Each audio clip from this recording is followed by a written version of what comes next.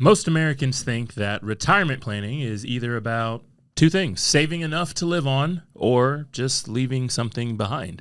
But what if you could do both?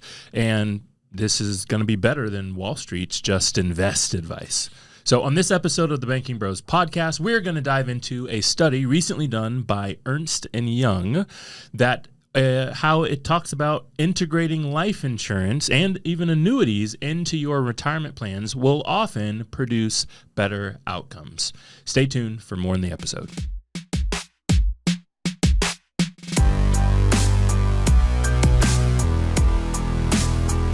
Welcome back to another great episode of the Banking Bros podcast. Here at the Cash Compound, I'm Jay Do, your host. And I'm Jonah.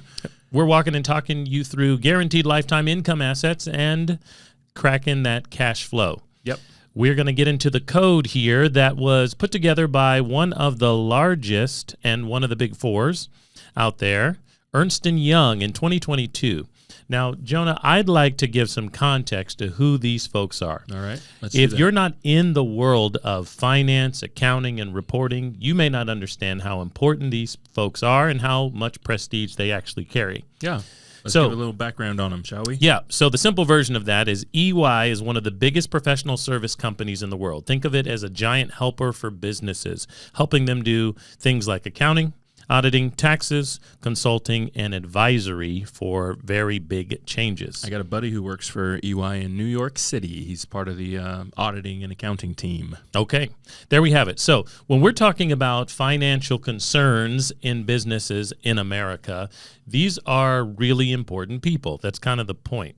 And along with Deloitte, PwC and KPMG, what they do is they audit companies and they help individuals as well. Yep. One of the things that they help them do is make sure that they're planning for the future, stay liquid and solvent, and even lower taxes. Like, how do you make sure you are being very efficient when the IRS comes to collect? That's right. And so why I wanted to throw that out there is because when I was in high school and college, my smart friends, the ones who took business classes, the ones who wanted to be accountants, none of which I was involved with or interested in, would talk about people like these big firms, and I didn't know what that meant or why that was important. Yeah, they're just very popular in the space, and a lot of times it's because the research and the articles they put out, they have a lot of traction behind them. They did a lot of research. A lot of times they're not based on opinion at all. They're based on like fact, and with these companies that we've been working with or auditing or big Fortune 500 companies, this is what we've seen and this is what they're doing. And so because of that, they get a lot of traction in the space. There's not a lot of EY or Deloitte put out an article that doesn't stand the test of time 2 years later because they use a bunch of people's opinions or made it up. It just doesn't happen that often. And because of that, they have a lot of credibility when it comes to financial matters. So there it is. So part one is realizing that in this particular article, yep, this is going to be the 10th of October, 2022. It got very... and just in case you are watching us over on YouTube, we'll throw the article up on the screen. We're going to be referencing this article. If you're just listening to us, this article, the link to this article will be in the show notes. But the kind of title of the article here is How Life Insurers Can Provide Differentiated Retirement Benefits. It looks like it was written by Christopher Bellomo and Philip Ferrari. And like Jeremiah said earlier, it was actually written in October of 2022. We've known about it for a few years here, but we're going to dive into it today because it's very closely tied in with some of the things that we've been doing in our business recently, and we thought we want to bring that to you. Now, I think that we've got a little bit of a red herring, throws us off in that title. The title that you had mentioned, How Life Insurers Can Provide Differentiated Retirement Benefits. However, there's a subtitle, and I like this subtitle a little better. It's going to get more specific, and here it is. Permanent life insurance and deferred income annuities with increasing income potential outperform investment-only approaches in our analysis. Ooh, that is interesting. The reason that's interesting is because there's a significant amount of noise out there about things like buy term and invest the difference. But this article is literally the opposite of that. Permanent life insurance and deferred income annuities with increasing income potential outperform investment-only approaches. So it's the literal opposite of buy term and invest the difference, isn't it?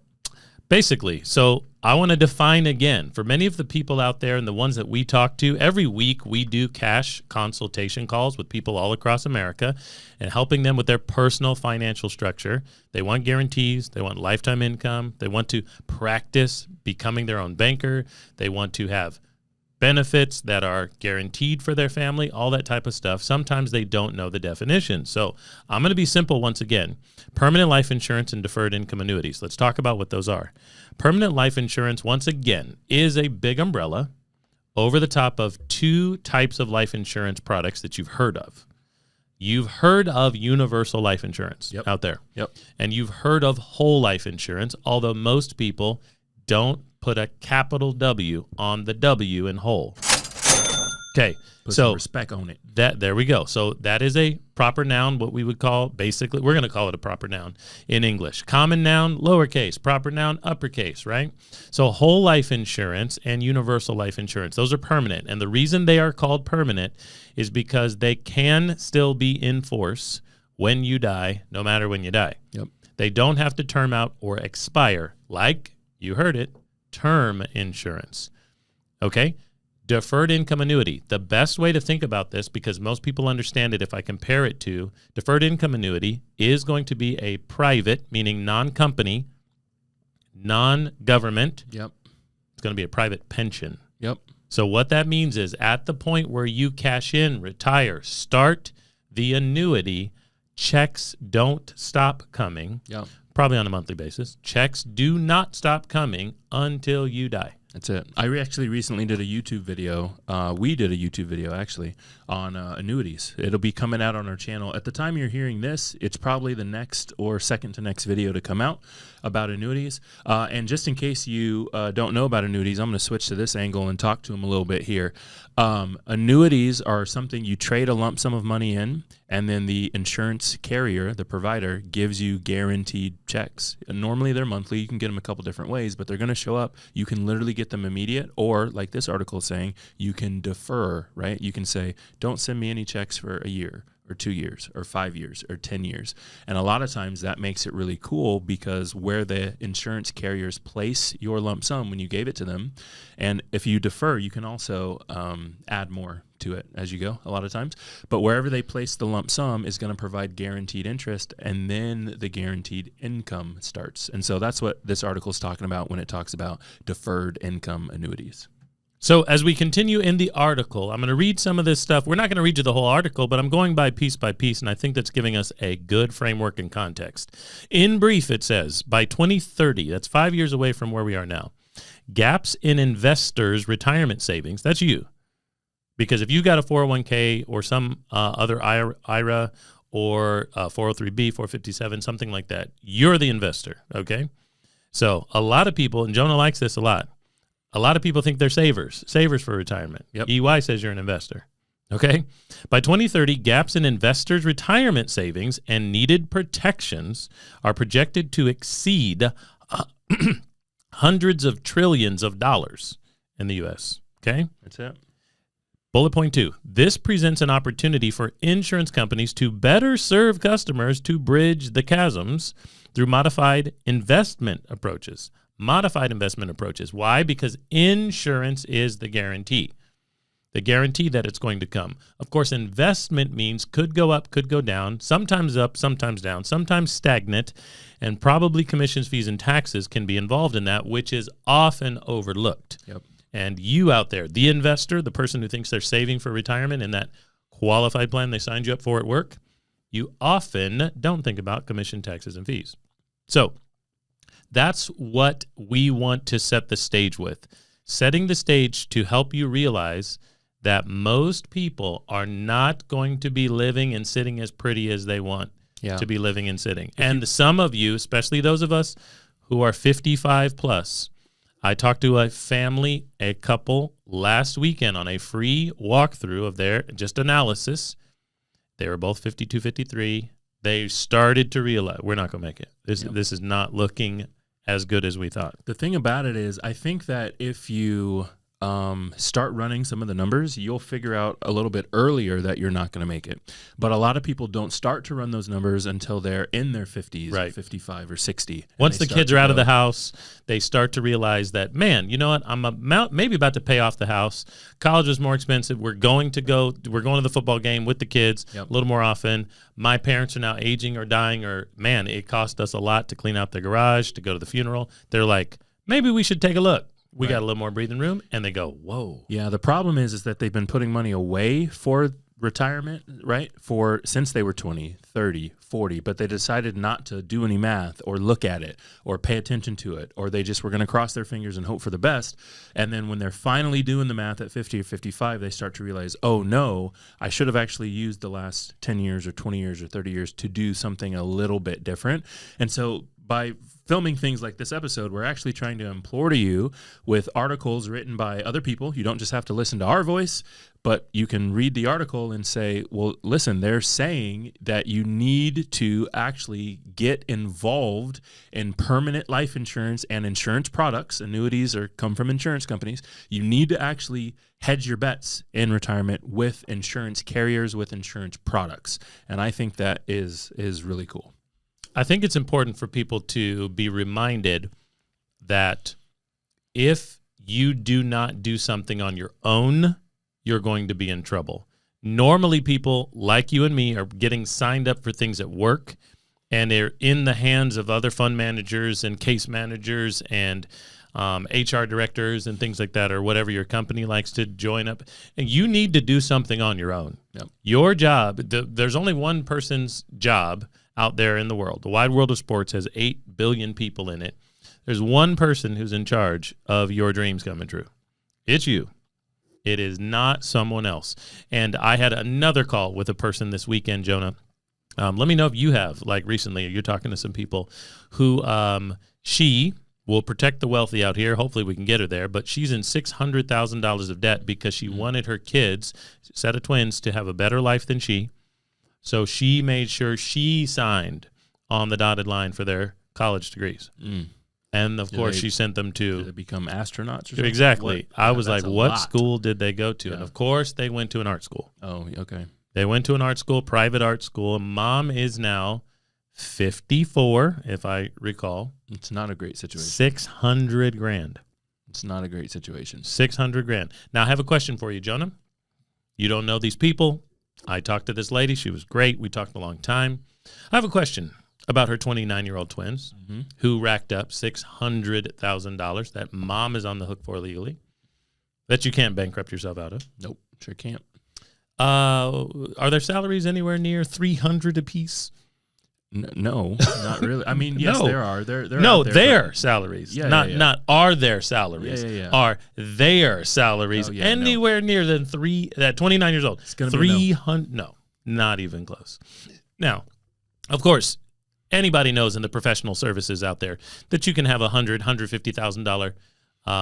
But you still have to eat. Yeah, you So still have to even do it. with But $150,000 salary or business, low practice, that's not what the they have. numbers say that even if people make 100, they're saving less than 5%. They're saving 5. Yeah. So where are you putting? You know what I mean? Yeah. Like, and that, man. Anyway, that is no. Haven't chatted with anyone that's got a situation like that personally recently, but I have chatted with lots of people that are doing the same thing. They're hedging their bets for retirement. And I talked to one gentleman actually just yesterday who was doing one of the strategies that this article compared. So I'm going to jump ahead for a quick second, and I'm going to talk you guys through the strategies that actually were compared in this EY article.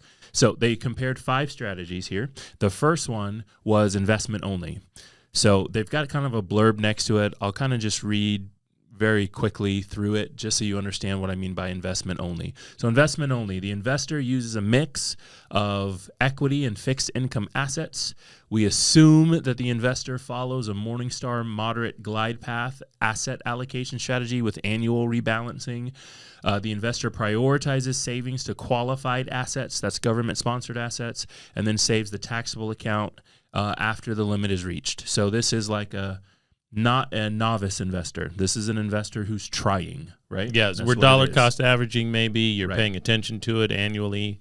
You're maxing out your 401k or your IRA. So that's what they're saying. So the second thing they compared was term and investments. So this is your buy term and invest the different strategy. This is your very popular Dave Ramsey It's probably style. average person is probably this. So under this approach, right, the investor purchases annual renewable term life insurance for legacy protection until age 65, because that's when they're going to retire, 65. The rest of the investor's assets is allocated toward investments, and we use a term life product representative in the industry for the analysis. Now, I'll remind you out there that if you are a person who ascribes to Dave Ramsey or you have term life insurance, that a lot of times your term life insurance premiums are actually level. Yep. Okay, so they're not increasing, but realize the cost is actually increasing, even though your premium is not increasing. Right. So in the event that you go beyond the life expectancy of the term product, you outlive it, if you try to renew, the premium jumps 10-fold, 20-fold. Yep. Okay, so then the third one was permanent life insurance. They abbreviated in the article, so don't get confused, PLI, but permanent life insurance with investments. So I'll kind of read it. With this strategy, the investor allocates a portion of their assets to permanent life insurance, specifically whole life insurance that's paid up at age 65. Sounds a whole lot like what we help people with. Then they allocate the rest to investments. We assume the investor uses dividends to purchase paid up additions. That sounds a whole lot like what we do. Mm-hmm. And just like term life, we use a permanent life insurance product representative in the industry in our analysis. So they're just getting actual insurance agents. They're not just making it up on their own. That's what they're saying.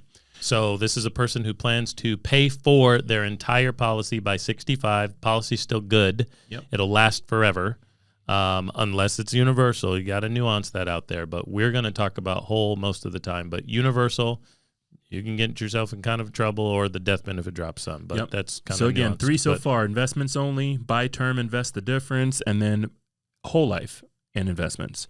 Then they have a fourth one, which is deferred income annuities. Now this is specific. This is deferred income annuity with increasing income potential. Yeah. So again, they use abbreviations in the article. Don't get confused, but that's what it is. And I'll read it. This strategy entails allocating a portion of the investor's assets to acquire the deferred income annuity with the increasing income potential, with the rest then going to the investments. We use a product that broadly represents deferred income annuity products. We model the increasing income potential feature in the form of dividends. So Love it. we've got inflation protection. Yep. On your income. Yep. Which is something that we can offer and have helped people with, talk to them through also. And the very last one is going to be a combination, all right? So it's going to be permanent life insurance and the deferred income annuity and investments. So instead of investment only, instead of term and investments, instead of whole life and investments, instead of annuity and investments, this is whole life, annuity, and investments. So 3 things going on. And this one says this strategy combines 3 and 4. So the last 2 that we talked about, with the investor incorporating both permanent life insurance and deferred income annuities with increasing income potential products into their financial plan. So instead of just what we've seen a lot, right? The average American's probably going to be a number 1, investment only, wouldn't you say? Well, I think the average American's probably term life and investments. You really think so? We got to look up like the percentage. Yeah, of people I mean, got I think term. a lot of people have term life insurance. I think more so. 51% of Americans, I think, have term because their job will provide it if they didn't buy it individually. Okay. Now, it's not going to be a lot. I can. You see what I'm saying? Yeah, it's not going to be a lot, That's but fine. they know that it exists in there. Yeah. They bought the $10 a month one from their credit union, and or their job provides them a 1, 2, 3 multiple, and then they got their investment accounts. Yep. I think that's probably the average working class 50-year-old, because they have that. You might be right. I think I'm gonna say 51%. Yep. At least. So we've got results, right? The whole article is about testing these things, what exactly they did when they were testing them, and then which one they found actually has the strongest reliability, the track record, the one that they're now putting out on their site, right, that is saying this is the one you should go for. So they have in the article like all of them laid out and what happened and what they did and how it worked and that sort of thing. But I put together some like bullet points for us so we don't have to read the whole thing. Okay. But obviously the people who are listening to this podcast are going to want to know, like how, well, which one, right? Which one should I go for? If EY's putting it out, which one should it be? So I've got it up on the screen one more time. And what we'll do is kind of just walk through and talk through exactly what they found out, what EY found out. So the first thing that I think is worth mentioning was permanent life insurance and investments on their particular site. They've got that one listed first. You guys can see it there. Permanent life insurance plus investment strategies. And number one bullet point is they're saying it actually outperformed investment only and term life and just investments. Immediately outperformed it. So it literally says permanent life insurance tends to provide superior returns over a fixed income in long run scenarios, while the term premium acts as a drag on portfolio performance because there's no return in term. You're just purchasing something. Permanent life insurance loans act as a buffer against market volatility as well. There's like thrown in an added bonus there, right? Improving returns since the investor does not have to sell and realize losses of that investment. So permanent life insurance plus investment strategies literally outperformed investment only and term life investments. What I think is interesting to note in this particular scenario is how often this is overlooked, and even by us. We don't say it a lot, but our friend, Dr. Tom Wall, says this all the time. In the market down years, your investments will drop. That's what that means. Your investments drop. So if you're retired and the market is down that year, that's when you hedge against that by borrowing and using income from your permanent life insurance. It says right here, permanent life insurance loans act as a buffer against market volatility. Right there. So in the event that you've got performing or non-performing investments in retirement, that's the down years are when you mess with your life insurance because you can get money. Yep. Big deal. We don't say that enough. Here's the second thing that I think was interesting. It's kind of number 2 on their site. Deferred income annuities with increasing income increasing potential plus investment strategies outperformed other strategies in retirement income. So this is important. In retirement income, they outperformed, not like while you were active working, active income, which is a really important distinction, right? But it's still better, according to EY, not me. I'm reading their site, still better than investments only, still better than buy term and invest the difference. But yet those are the popular ones. I think that this is often overlooked with folks who don't know, first off, that they should potentially move their lump sum portfolio money into an annuity, into something that is going to be consistently giving you checks. Because I think you live life differently, let alone the numbers, which is what this is talking about. It is not about the psychological and emotional impact, but you live life differently when you know what the check is and when it's coming, rather than you're scared to spend it because you know, geez, I'm probably overspending this month. I agree. And my portfolio, I don't know if it's going to do good this quarter. You know what I'm saying? All right. I agree. The third thing that I thought was interesting is number 3 on their site. It literally says that integrated strategies are better than investment strategies. That's literally the third thing on their site. And I thought that that was super interesting because a lot of people have this negative connotation in their mind about integrated strategies, specifically integrated strategies when they're talking about life insurance products, because it's so misunderstood. Now, there is a popular person out there that I don't remember who I got it from, but I definitely stole this idea that we work from certainty to get to uncertainty. So you want to start out with the guarantees, the floors, those types of things, the assets that are going to be recurring before you get into what could happen. And most people skip over that, and I think it's because of ignorance. Most people skip over because they don't realize there are guarantees and floors and basis like insurance that you should start with before you potentially go into the risk category. Risk means potential for loss. It does not mean might go up. It means potential for loss. Higher the risk, the higher the potential for losing. You never get on a roller coaster without a seatbelt. You like roller coasters. You enjoy the good time. You want to do the ride, but you only go for the uncertainty of the ups and downs and the flips and twists if there's a lap belt, if there's a pullover first. So that's what we do with having the guarantees in insurance companies' annuity products as well as whole life insurance or permanent life like they call it here. Yep. All right, let's keep going. The fourth one says, even for investors with the higher risk profile, the integrated strategies remain better, which I thought was very interesting because a lot of times you're going to have people who are going to say, Dogecoin, AMC, GameStop, Bitcoin, whatever, I can make so much more, I should do that, right? And this article is even saying, nope, even if you've got a higher risk appetite, higher risk, higher reward in these scenarios, right? The integrated strategies are still going to outperform, and they've got a little blurb about that also. I'm not going to read that one because I'm really interested in 5 and 6 here. 5 says the integrated strategies provide investors with the flexibility to focus on the financial outcomes most important to them: retirement income, legacy, or a balance in between. There we have the emotional and psychological impact finally coming in. Yep. If you've got the ability to have those guarantees, now you get to think about the next thing. What am I going to do because I have enough? Now what am I going to do? How much income can I take? What am I going to do to visit the grandkids or to leave money to the grandkids? And I think that's very important. Very recently, I mentioned something somewhere, maybe it was on one of our recordings, about the idea of the pitcher on the mound. And the pitcher on the mound acts differently if he knows he's got a bullpen full of good guys ready to roll. It's true. If the pitcher on the mound is the last guy who can pitch, as we get into baseball postseason, if he's the last guy that can pitch, nobody else is available, he's got to play a different first, second, third, fourth, fifth inning than if he knows I got my relievers ready to roll. Yep.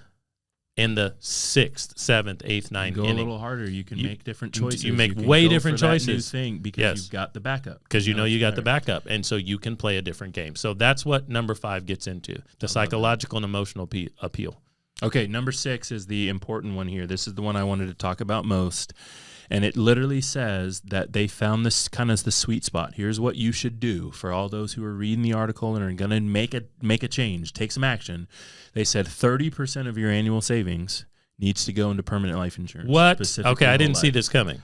30% of your annual savings needs to go into permanent life insurance. Okay. 30% of your wealth, of the whole number that you've accumulated, everything at 55 needs to go into a different insurance product, a deferred income annuity.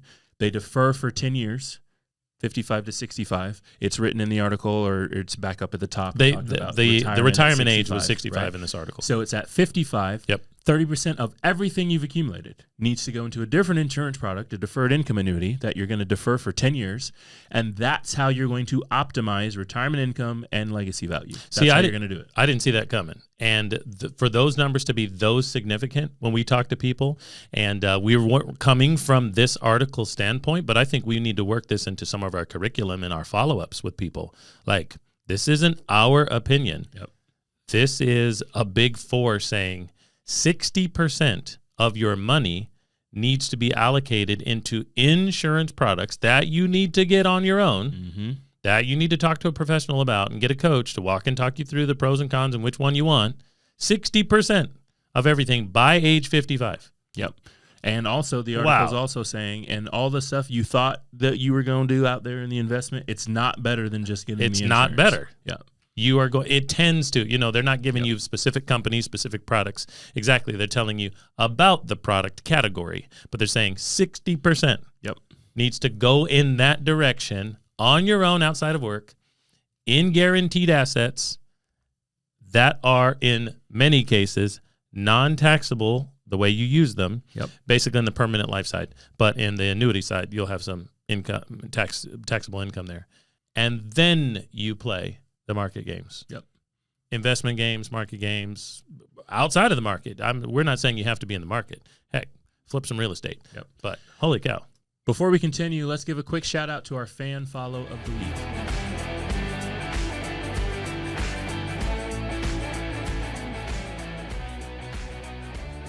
This week, our fan follow is over on YouTube. It's a recent subscriber that we've had to our channel, and that is Robert Kindt. Did I say it right, you think? I don't know. It might be Kindt. Yeah, it might be. I'm Bob sorry. Kindt? Bob Kindt? Yep. If Let I us know, messed man. it up, I'm sorry. But Robert, well, I'm interested to know your thoughts. Not only are you going to get a shout out in this episode, we are going to put the link to the article in this episode, so you should take a look at it and let us know what you're doing. What are your thoughts? You're obviously subscribed to our channel for a little bit of a reason. Wanted to learn something. Thought we put out a cool video or a good video or informational video. We hope this podcast episode will do the same for you. But we were really interested in your specific choices when it comes to your retirement or legacy planning, and we want to know your opinions on this article. We'll put a link in the description, and hopefully you can give us some feedback. But thank you so much for subscribing, Robert. We see you out there. We hope the videos are informational and helpful to you.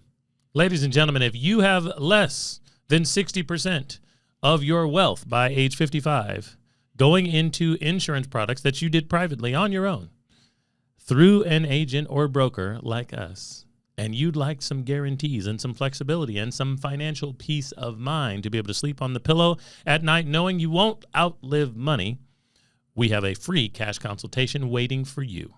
Click the link in the bio. We will talk very soon about how you can have guarantees and code cracking cash flow. Talk soon. You are now tuned to the banking bro. Said we couldn't make it, drink or settle, this the life we chose. Gave a lot of game, we never got a lot of things. Bow your head and say the prayer, we taught you how to be the bank. Wall Street tells you to just invest more, but in this episode, Ernst Young data shows that the real winners are those who integrate insurance and integrate insurance on a high level.